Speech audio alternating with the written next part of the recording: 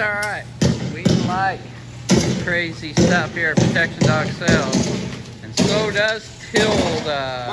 Tilda is 10 weeks old, not quite 10 weeks old, and that noise got her attention.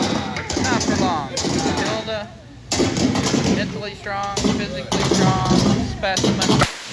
Whoa, gunfire. More gunfire.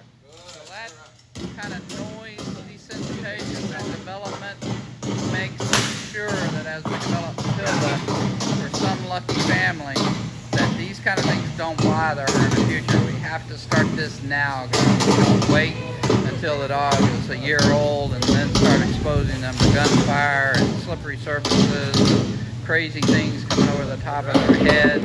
Bad guys yell, scream, and kick. There's gunfire, there's noise, there's smoke, there's all kinds of craziness that goes on.